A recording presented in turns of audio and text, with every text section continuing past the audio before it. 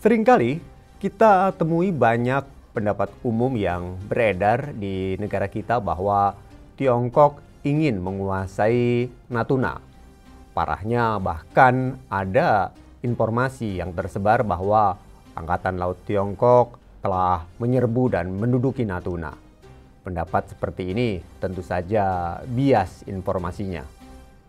Sebagaimana yang sudah kami jelaskan di video sebelumnya terkait dengan Natuna yang sebenarnya tidak pernah diklaim oleh Tiongkok, namun hal tersebut justru terus menjadi sorotan publik lantaran adanya hoax media dan politik barat untuk menciptakan konflik yang berkepanjangan di antara negara-negara di sekitar Laut Tiongkok Selatan.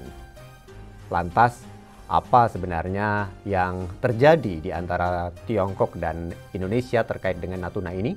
Benarkah Tiongkok telah melanggar wilayah teritorial Indonesia ketika melewati perairan Natuna saat mencari ikan di wilayah penangkapan ikan tradisional tersebut?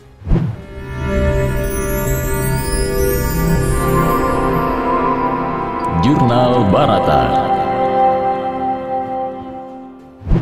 Sebelum masuk ke pembahasan, mari kita gali informasi terlebih dahulu dari media-media berikut ini terkait dengan Natuna yang telah terbit sejak tahun 2016 hingga 2020 lalu. Pertama, berita dari ABC News yang berjudul Pemerintah Indonesia menuduh penjaga pantai Tiongkok melanggar perairannya. Selanjutnya juga ada berita dari The Diplomat News yang diberi judul Ketegangan Indonesia-Tiongkok di Laut Natuna. Kemudian ada berita dari Reuters yang berjudul Vietnam mengatakan Angkatan Laut Indonesia menembak nelayannya di Laut Tiongkok Selatan. Lalu ada juga berita dari The Jakarta Post dengan judul Indonesia tahan nelayan Vietnam setelah bentrokan di Laut Lepas. Dan berita-berita lainnya yang senada. Dari informasi berita-berita tadi, ternyata kita dapati bahwa yang beroperasi di perairan utara Natuna bukan hanya kapal nelayan Tiongkok, melainkan juga kapal nelayan Vietnam. Mereka dilindungi oleh Coast Guard dari masing-masing negara. Ingat, Coast Guard adalah polisi atau penjaga pantai, bukan militer. Nah, berdasarkan berita-berita tersebut juga jelas bahwa konflik yang terjadi tidak spesifik hanya dengan Tiongkok, tapi juga melibatkan Vietnam yang berseteru dengan Indonesia. Seluruh konflik adalah terkait langsung dengan para nelayan Vietnam dan Tiongkok yang sedang mencari ikan dan dilindungi oleh polisi pantai mereka dengan Angkatan Laut Indonesia. Ini adalah masalah lama yang telah berjalan bertahun-tahun dan tidak pernah ada upaya penyelesaian yang baik. Berita-berita tersebut juga menunjukkan bahwa baik dari pihak Vietnam dan Tiongkok, keduanya merasa tidak bersalah atas apa yang mereka lakukan di perairan Natuna. Setidaknya ada dua alasan utama menurut mereka. Yang pertama, lokasi mencari ikan masih di perairan internasional atau laut lepas.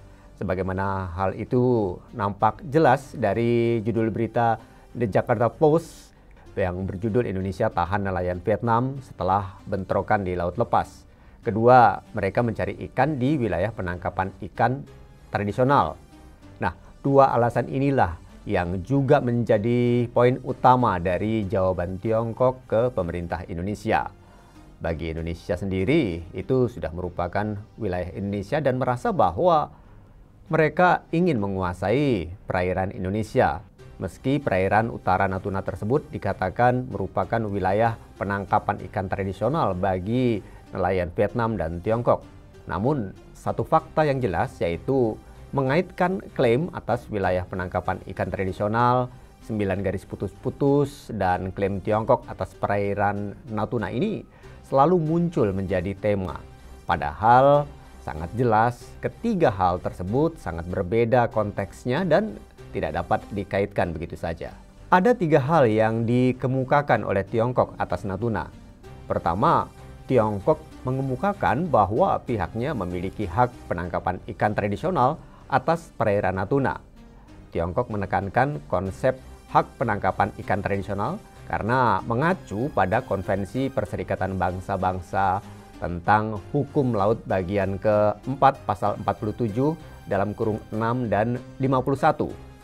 Artinya konsep hak penangkapan ikan tradisional mencakup juga wilayah yang dilindungi undang-undang internasional. Itu sebabnya Keng Xuang, juru bicara Kementerian Luar Negeri Tiongkok mengatakan, kami memiliki hak. Artinya hak penangkapan ikan tradisional yang dilindungi hukum internasional. Bukankah bangsa kita pun diuntungkan dengan diakuinya hak penangkapan ikan tradisional oleh PBB ini? Apakah Anda tahu para nelayan Bugis, Timor, Alor, dan pulau-pulau kecil lainnya di Nusa Tenggara Timur, mereka juga mempunyai wilayah penangkapan ikan tradisional hingga ke pantai utara Australia, di mana mereka sering mencari teripang dan sebagainya. Sudah puluhan tahun bahkan ratusan tahun aktivitas ini dilakukan sejak nenek moyang mereka. Inilah yang disebut penangkapan ikan tradisional yang dilindungi oleh PBB dengan Konvensi Hukum Laut tersebut. Mungkin kita tidak usah terlalu overprotective terhadap perairan Natuna, karena pada faktanya Tiongkok tidak pernah menganggap Natuna sebagai miliknya. Oleh karena itu, semua masalah ini harus diselesaikan secara bilateral sebagaimana diatur dalam bagian keempat hukum laut tadi. Dengan demikian, persoalan hak penangkapan ikan tradisional antara Indonesia dengan Vietnam dan Tiongkok bisa diselesaikan secara bilateral dan melalui perundingan. Mempertahankan posisi dengan hanya mengandalkan pendekatan keamanan justru akan merugikan posisi Indonesia di dunia internasional, dan sangat jelas bahwa Indonesia tidak dapat mengingkari hak yang sudah diakui oleh dunia internasional. Namun, itu tidak berarti Indonesia dijajah ataupun kalah dari negara lain. Indonesia dapat menjadikan Natuna sebagai posisi tawar untuk mendapatkan sesuatu yang lebih besar.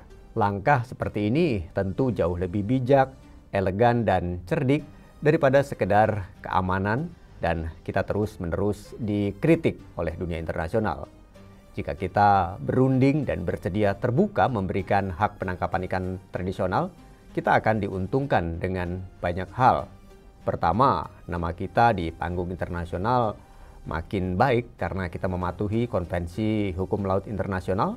Dan kedua, sebagai gantinya kita bisa secara terbuka bekerja sama dengan Tiongkok untuk mendukung pembangunan infrastruktur, fasilitas pendidikan sains dan teknologi bagi anak-anak muda kita, pengembangan riset sains dan teknologi bagi ilmuwan kita, dan alih teknologi, industri, dan sebagainya. Ingat, ada pepatah Tiongkok kuno yang mengatakan, masalah adalah lompatan menuju kemajuan. Selama kita mampu melihat apa yang harus diraih dan kita paham apa yang harus dirubah. Dengan demikian, kita bisa mengalihkan konflik menjadi pintu masuk bagi pembangunan yang sangat kita butuhkan bagi masa depan kita semua. Demikian Jurnal Barata. Demikian Jurnal Barata.